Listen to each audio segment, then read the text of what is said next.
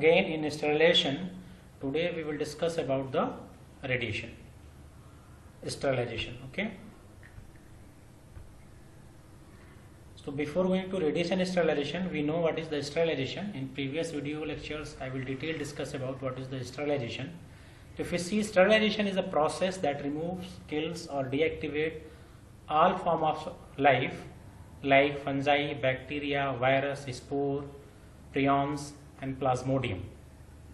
तो स्टेरिलाइजेशन कई बार previous video lecture में मैं बता चुका हूं कि ये एक प्रोसेस है, एक मेथड है जो रिमूव करेगा या तो किल करेगा या तो डीएक्टिवेट करेगा ऑल फॉर्म ऑफ लाइफ, जिसको हम लोग कहते हैं माइक्रोब्स।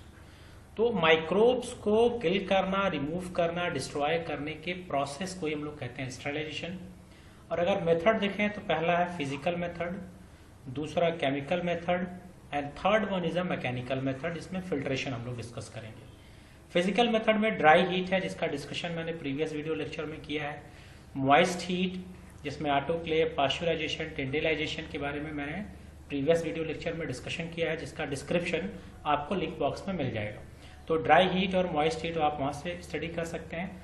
आज जो हम लोग बात करेंगे वो डिस्कस करेंगे रेडिएशन के बारे में, कि हम लोग रेडिएशन यूज करके कैसे स्टेरिलाइज करेंगे। और इसमें हम लोग दो चीजों की बात करेंगे, non ionising radiation and ionising radiation. Okay,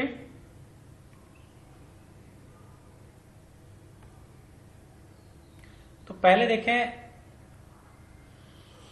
कि रेडिएशन क्या होता है, व्हाट इज द रेडिएशन। तो रेडिएशन देखें, इट इज द इमिशन और transmission of energy in the form of waves or particles through space or through the material medium। तो radiation क्या एक इमिशन है या ट्रांसमिशन होगा, किसका, एनर्जी का। एनर्जी है जो ट्रांसमिट होगी एक जगह से दूसरी जगह, किस फॉर्म में, वेव के फॉर्म में होगी, जिसको इलेक्ट्रोमैग्नेटिक वेव्स बोलते हैं। पार्टिकल्स के थ्रू होगा, वो स्पेस में भी जा सकता है और किसी मटेरियल के माध्यम पे भी ट्रेवल कर सकता है। ऐसी एनर्जी को हम लोग कहते हैं रेडिएशन। तो देखा जाए, रेडिएशन इंक्लूड्स इलेक्ट्रोमैग्नेटिक रेडिएशंस होते हैं। इलेक्ट्रोमैग्नेटिक्स, जिसमें इलेक्ट्रिकल और मैग्नेटिक प्रॉपर्टी दोनों होती है, उनको हम लोग कहते हैं इलेक्ट्रोमैग्नेटिक रेडिएशन। जिसमें हमारे रेडियो वेव्स आते हैं, इंफ्रारेड्स आते हैं, विजिबल लाइट्स आती है, अल्ट्रावायलेट लाइट आती है, एक्सरे आता है, गामा रेडिएशंस आते हैं।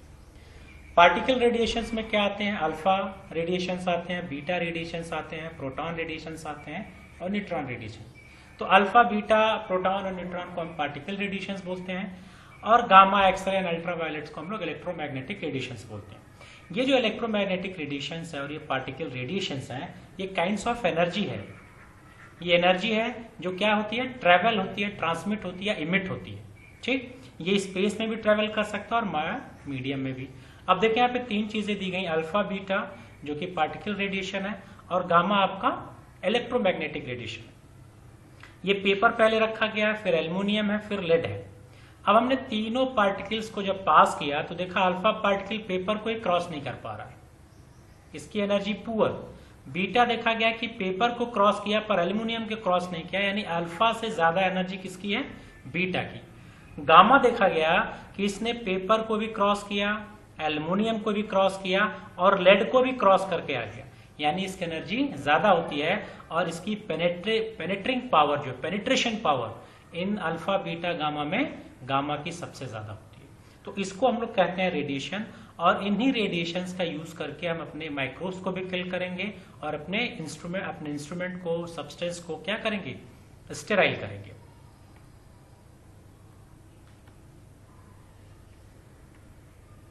अब रेडिएशन में देखें, radiation is characterise on the basis of energy के बेसिस पे ऑफ रेडिएटेड पार्टिकल्स में। तो दो चीजों में किया गया, पहला आयोनाइजिंग रेडिएशन, जिसको हम लोग कोल्ड स्टेरिलाइजेशन भी बोलते हैं। आयोनाइजिंग रेडिएशन जिसको बोलते हैं कोल्ड स्टेरिलाइजेशन, मींस ये जो आयोनाइजिंग रेडिएशन है ये हीट जनरेट नहीं करता है। हीट जनरेट नहीं करेगा तो इसलिए इसको बोलते हैं cold sterilisation. X ray and gamma ray जिसमें हम लोग पढ़ेंगे। सेकेंड है नॉन आयोनाइजिंग रेडिएशन, जिसको हम लोग हॉट स्टेरिलाइजेशन भी कहते हैं। यानी नॉन आयोनाइजिंग रेडिएशन में क्या होते हैं, इसमें हीट जनरेट होती है, और जब हीट जनरेट होगी तो सब्सटेंस हॉट होगा, इसको इसलिए बोलते हैं हॉट स्टेरिलाइजेशन, जिसमें हम लोग इंफ्रारेड एंड अल्ट्रावायलेट रेडिएशंस की बात करेंगे। ठीक है। आयोनाइजिंग का मतलब एक चीज, आयोनाइजिंग का मतलब होता है कि ये हमारे पार्टिकल्स के क्या करेगा, आयोनाइज करेगा, यानी आयन के फॉर्म में कन्वर्ट करेगा, यानी आयोनाइज करेगा। इलेक्ट्रॉन है यहाँ से रिमूव करके अपर क्लास में जाएगा, इसलिए इसको बोलते हैं ionising atom. Non ionising radiation क्या करता है, ये हमारे पार्टिकल एटम्स को आयोनाइज नहीं करता है, इसलिए इसको बोलते हैं नॉन आयोनाइजिंग एटम, अरे सॉरी रेडिएशन।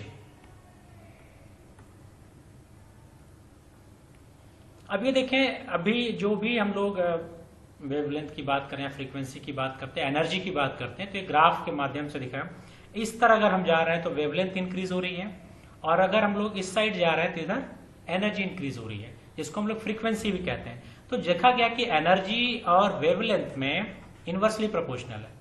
वेवलेंथ अगर आप इंक्रीज कर रहे हो, यहां देखें अगर आप ये वेवलेंथ अगर आप इंक्रीज कर रहे हो, वेवलेंथ इंक्रीज हो रहा है तो फ्रीक्वेंसी क्या हो रही है, डिक्रीज कर रही है। अगर आप वेवलेंथ डिक्रीज करोगे तो फ्रीक्वेंसी इंक्रीज करेगी।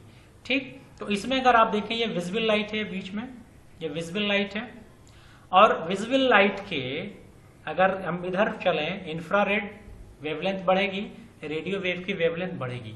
तो इंफ्रारेड और रेडियो वेव की जो वेवलेंथ होती है ये ज्यादा होती है, एनर्जी कम होती है, इसलिए ये लेस हार्मफुल होते हैं। इसीलिए रेडियो में जो हम लोग देखते हैं रेडियो वेव्स यूज किए जाते हैं, जिसमें रडार में, टीवी में, एफएम में, तो हम लोग रेडियो वेव्स यूज करते हैं क्योंकि इसकी वेवलेंथ ज्यादा होती है, फ्रीक्वेंसी कम है, तो ये बहुत ज्यादा नुकसान ह्यूमंस को नहीं पहुंचाता है, सेल्स को नहीं पहुंचाता है, इसलिए हम लोग रेडियो वेव्स यूज करते हैं। उसके बाद आपका इंफ्रारेड है, फिर विजिबल लाइट है, और उसके बाद अल्ट्रावायलेट। अब अल्ट्रावायलेट से जब आगे बढ़ते हैं तो एक्सरे, आपकी वेवलेंथ कम हुई लेकिन एनर्जी इंक्रीज कर गई। लास्ट में देखें गामा, गामा की एनर्जी और ज्यादा होती है, इसलिए मोर हार्मफुल होता है। विजिबल लाइट में अगर आप देखें तो आप लोगों ने एक बियोर 7 कलर पढ़ा है, violet, indigo, blue, green, yellow, orange and red.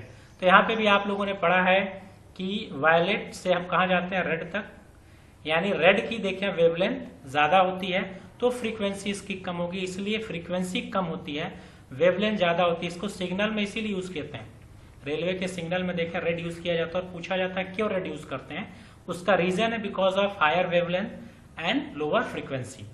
और वायलेट की बात करें तो इसकी वेवलेंथ कम होती है as compare to the red, frequency ज्यादा होती है, इसीलिए कहा जाता है जो स्काई और ब्लू कलर का क्यों दिखता है, इसलिए क्योंकि वायलेट की वेवलेंथ कम होती है और फ्रीक्वेंसी ज्यादा होती है। तो ये एक रफ एस्टिमेट आपको इंफॉर्मेशन दिया मैंने कि कैसे वेवलेंथ इंक्रीज होती है तो आपकी एनर्जी कम होती है, एनर्जी इंक्रीज होती है तो वेवलेंथ डिक्रीज करती है।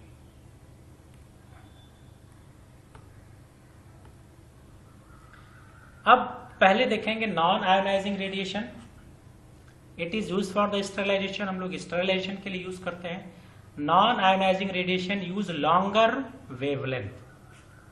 जो नॉन आयोनाइजेशन रेडिएशन जिसमें आपने यूवी की बात की, आईआर की बात करेंगे, तो यूवी और आईआर की वेवलेंथ ज्यादा होगी, इसलिए कहा गया लॉन्गर वेवलेंथ, और फ्रीक्वेंसी एनर्जी कम होगी तो lower energy. Does not carry enough energy या photon energy to ionise atom और मॉलिक्यूल्स। इतनी एनर्जी इसमें नहीं होती है कि ये एटम्स और मॉलिक्यूल को आयोनाइज करें, तो जब आयोनाइज नहीं कर पाएगा इसलिए इसको कहते हैं नॉन आयोनाइजिंग रेडिएशन। तो इसमें हम लोग अल्ट्रावायलेट और इंफ्रारेड रेडिएशन के बारे में पढ़ेंगे।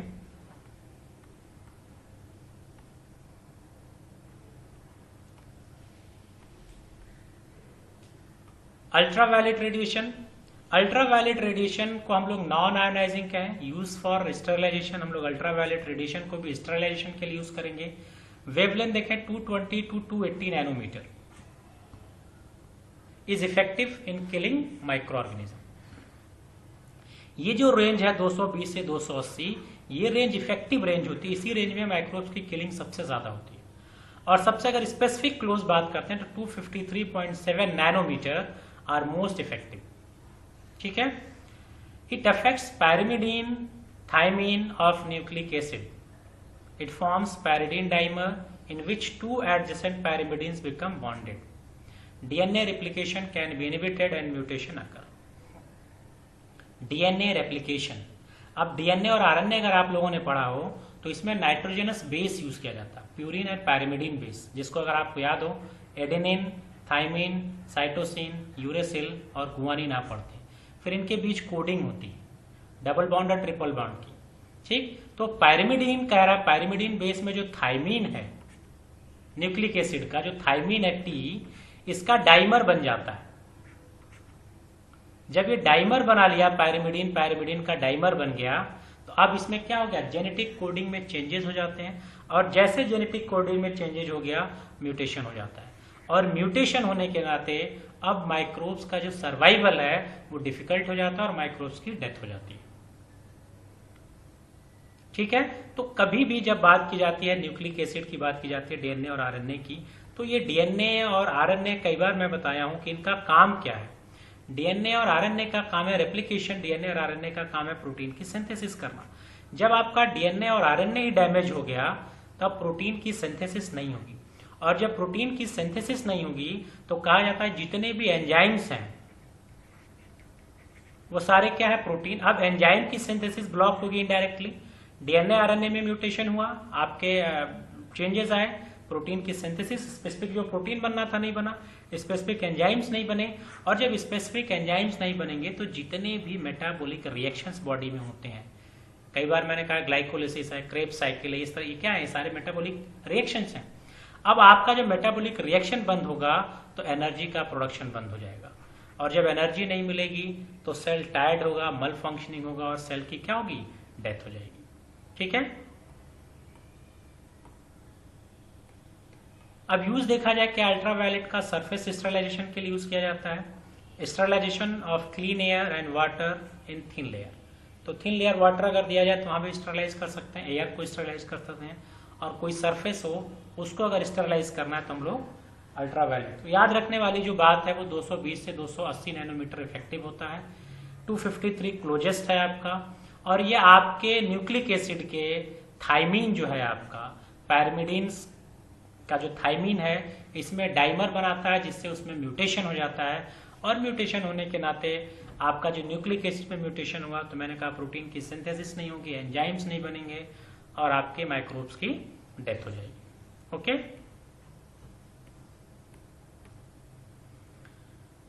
डिसएडवांटेज देखा जाए अल्ट्रावायलेट रेडिएशन का क्या है, it has poor penetration power. ठीक, जैसे स्टार्टिंग में मैंने दिखाया था, जैसे अल्फा बीटा गामा, गामा का सबसे ज्यादा पेनिट्रेशन पावर था, इसकी अभी पेनिट्रेशन पावर पुअर है। It has not absolutely reliable method because DNA में गेट रिपेयर्ड फेवरेबल कंडीशन में, तो ये बहुत रिलायबल मेथड नहीं है, क्योंकि आपने डीएनए के सीक्वेंसिंग में चेंज की, डीएनए में आपने किया जो पैरिमिडीन बेस था जिसको थाइमीन कहा था, इस थाइमीन का आपने डाइमर बना दिया। अब जैसे फेवरेबल कंडीशन मिलेगा बॉडी इसको क्या करेगी, रिपेयर कर लेगी, और रिपेयर करने के बाद जो थाइमीन का जो डाइमर बना था वो थाइमीन बन जाएगा, फिर न्यूक्लिक एसिड करेक्ट हो जाएगा और उसका जो मेटाबॉलिक फंक्शन वो काम करने लगेगा। इसलिए बहुत रिलायबल मेथड नहीं है। यूवी लाइट कॉजेज आई प्रॉब्लम, अगर आप बहुत देर तक आप यूवी लाइट के संपर्क में रहते हैं तो आपके आई प्रॉब्लम आएगी, रेडनेस ऑफ आई हो जाता है, इराइथीमा जिसको रेडनिंग ऑफ स्किन भी बोलते हैं, if those part are expose to UV radiation for prolong period of the time, बहुत लंबे समय तक अगर आप आंख आपका यूवी लाइट के कांटेक्ट में है, स्किन है, तो आई में रेडनेस आएगी, आई में आपकी स्वेलिंग हो सकती है, स्किन में रेडनिंग हो सकती है। तो ये भी एक डिसएडवांटेज, अगर यूवी लाइट के साथ आप काम करते हैं तो प्रॉपर प्रोटेक्शन होना चाहिए, आई ग्लास होना चाहिए, आपको गॉगल्स लगाने होने चाहिए, आपका पूरा जो शरीर है वो कवर होना चाहिए, अदरवाइज बहुत लॉन्गर एक्सपोजर होने से स्किन और आई प्रॉब्लम जनरेट हो सकती है। ओके, अब नॉन आयनाइजिंग में क्या, infrared. Infrared radiation is a thermal radiation, कहा गया हॉट क्योंकि टेम्परेचर इंक्रीज करता है। When infrared radiation is absorb by some particle, its energy converted into heat. तो अब जैसे जैसे करेगा हीट होगा, टेम्परेचर इंक्रीज करेगा, और इसी को हम लोग कहते हैं रेडिएंट एनर्जी। ठीक है, अब ये जो हीट प्रोड्यूस हो रहा है तो हीट क्या करेगा, आपके सिस्टम को स्टेरलाइज करेगा, माइक्रोब्स को किल करेगा, क्योंकि आपने पढ़ा भी है कि हीट से हम लोग क्या करते हैं, माइक्रोब्स को किल कर देते हैं। तो आईआर ने हीट जनरेट की और हीट से आपके माइक्रोब्स की डेथ हो गई। अब इसको हम लोग करते क्या, substance that needed to be sterilize are place in moving conveyor belt and passes through IR tunnel. तो इसी तरह से आईआर टनल होता है इस तरह से।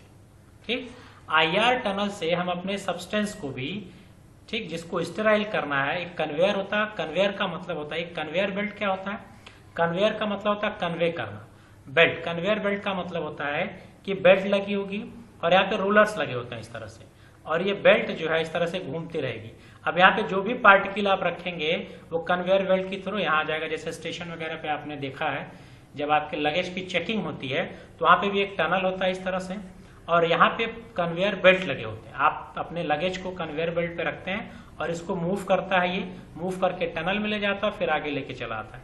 तो कन्वेयर का मतलब होता है दे कैन ट्रांसपोर्ट या move particles, material, substance from one place to another place. तो कन्वेयर बेल्ट पे आपने रखा, टनल से पास हुआ और आपका मटेरियल स्टेबलाइज हो गया। जैसे आप लोगों को बताया कि स्टेशन वगैरह पे आप जाते हैं, वहां पे आप अपने सामान की, लगेज की जब चेकिंग कराते हैं, वहां भी आपका जो लगेज है वो भी टनल से पास होता है और वहां पे भी कन्वेयर बेल्ट लगे होते हैं।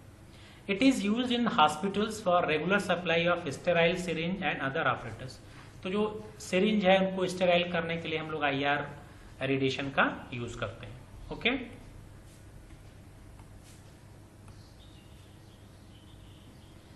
Ionizing radiation. Ionizing radiation carry more than 10 electron volt energy होती है इसमें, which is enough to ionise atom and molecules and break chemical bond. तो आयोनाइजेशन का मतलब यह है कि ऐसा रेडिएशन जो हमारे एटम्स या मॉलिक्यूल को आयोनाइज कर दे। इतनी ज्यादा एनर्जी होती है इसमें कि हमारे मॉलिक्यूल्स और एटम को क्या करता है, आयोनाइज करता है, इलेक्ट्रॉन को मूव करा देता है, इतनी एनर्जी होती है, बॉन्ड को ब्रेक कर देता है। That's why it is called ionizing radiation, यानी हमारे मॉलिक्यूल्स को आयोनाइज करेगा। It is use short wavelength. अब ये तो दिमाग में आ गया कि एनर्जी ज्यादा होगी तो वेवलेंथ क्या होगी, कम होगी, तो शॉर्ट वेवलेंथ हो गया। ठीक। हाई इंटेंसिटी, हाई इंटेंसिटी यहाँ लिखा गया है, intensity is also called energy, इसको हम लोग फ्रीक्वेंसी भी कहते हैं। ठीक, तो हाई इंटेंसिटी की जगह आप एनर्जी भी इसको लिख सकते हैं, energy radiation to destroy micro organism. ठीक, तो वेवलेंथ कम होगी लेकिन एनर्जी ज्यादा होगी जो डिस्ट्रॉय करेगा माइक्रो ऑर्गेनिज्म को। Ionizing radiation form free radicals where water is present. अब ये फ्री रेडिकल्स बनाते हैं, और आप सब लोगों को फ्री रेडिकल्स पता है कि स्ट्रॉन्ग ऑक्सीडाइजिंग या रिड्यूसिंग एजेंट होते हैं। ये ऑक्सीडाइजिंग और रिड्यूसिंग एजेंट क्या करेंगे, आपके जो मेटाबॉलिक फंक्शंस हैं, जो अंदर आपके मेटाबॉलिक फंक्शन को परफॉर्म कर रहे हैं, उसी का ऑक्सीडेशन कर देंगे। जब ऑक्सीडेशन होगा तो अगेन आपका मेटाबॉलिक फंक्शन क्या होगा, ब्लॉक हो जाएगा। ओके,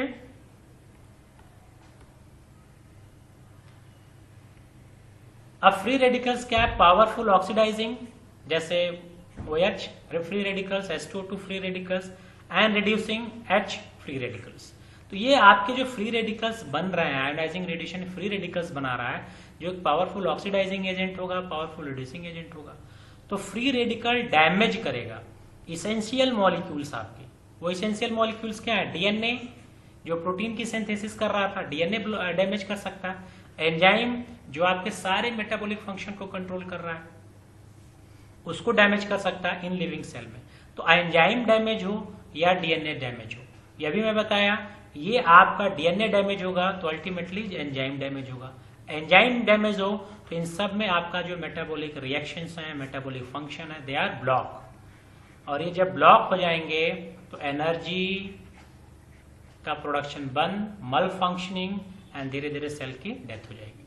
तो ये सिंपल कहा गया, free radicals also arrest the metabolic reaction, यानी जो फ्री रेडिकल्स है ये मेटाबॉलिक रिएक्शन को अरेस्ट कर देता है। अरेस्ट मतलब रोक देता है। अब रोकेगा तो एनर्जी का प्रोडक्शन नहीं होगा। और इसमें हम लोग पढ़ेंगे गामा रेस के बारे में। ओके, अब देखिए गामा रेस क्या, गामा रेस कोबाल्ट 60 या caesium 137 isotope use as a source of gamma race.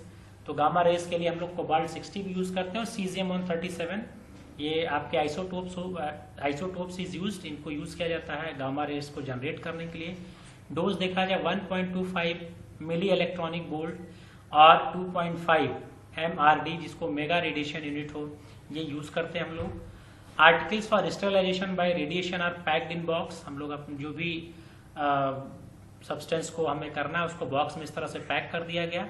और box are sterilized by slow passage around the gamma ray source. तो स्लो पैसेज यानी यहाँ पे भी इस तरह से आपने क्या किया, आप अपने बॉक्स को इस तरह से इसको पास करेंगे और आप गामा रे जिस पे पास होगी, गामा रे जिस तरह से निकलेगी और जो भी लिविंग सेल है उनको डिस्ट्रॉय कर देगी और आपका पार्टिकल्स, आपका जो सब्सटेंस है, जो मटेरियल है, वो स्टरलाइज हो जाएगा।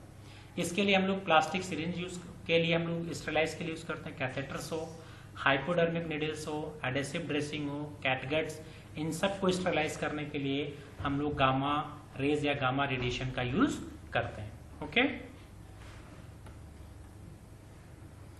तो ये आपका एक ब्रीफ डिस्क्रिप्शन था रेडिएशन स्टरलाइजेशन के बारे में। तो स्टरलाइजेशन कई बार बताया आपको, जो भी आप माइक्रोब्स हैं, ऑल फॉर्म ऑफ लाइफ्स हैं, इनको रिमूव के लिए डिस्ट्रॉय करना है, या कह सकते हैं फ्री फ्रॉम माइक्रोब्स को हम लोग क्या कहते हैं, स्टेरलाइज मेथड जो है, जिसको फ्री फ्रॉम माइक्रोब्स हो, तो इसको हम लोग स्टेरलाइजेशन, स्टेराइल सब्सटेंस बोलते हैं। और इसमें हम लोगों ने रेडिएशन देखा, तो रेडिएशन देखा इट्स काइंड्स ऑफ एनर्जी, और इसमें हम लोगों ने देखा आयोनाइजिंग, जिसमें गामा के बारे में बात किया। और आयोनाइजिंग सिंपल आपको याद रखना है कि इसकी वेवलेंथ कम होती है, एनर्जी ज्यादा होती है, और एनर्जी ज्यादा होने के नाते ये आपके एटम्स के मॉलिक्यूल्स को आयोनाइज कर देता है।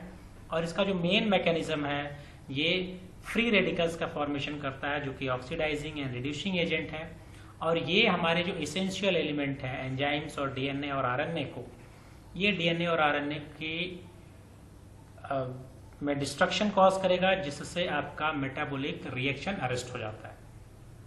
इसी तरह से आपका नॉन आयनाइजिंग रेडिएशन, इसमें यूवी देखा, यूवी ने भी न्यूक्लिक एसिड में ही चेंजेस किया, जो आपके डीएनए था उसमें आपके थायमिन का डाइमर बनाया, जिससे डाइमर बनने से अगेन वहां पे भी आपका मेटाबॉलिक फंक्शन ब्लॉक होता है और आपके जो भी माइक्रोब्स हैं उनकी डेथ हो सकती है। तो आई होप सो कि आप लोगों को ये रेडिएशन स्टरलाइजेशन आपको समझ में आया होगा। और ज़्यादा एक क्वेश्चन भी पूछा जाता है, जनरली क्वेश्चन जो एग्जाम में पूछा जाता है, write notes on radiation sterilization. तो इसमें आपको सिर्फ इतनी ही चीज़ें जो डिस्कस की गई उसके बारे में आपको लिखना है। स्पेसिफिक अगर पूछा जाता है how to sterilize by UV radiation and how to sterilize by the gamma radiation. तो कोई भी स्टरलाइजेशन से रिलेटेड कोई भी डाउट एंड क्वेरीज हो तो आप मुझे कमेंट बॉक्स में लिखिए, मैं आपके डाउट्स एंड क्वेरीज को सॉल्व करने की कोशिश करूंगा। Thank you very much.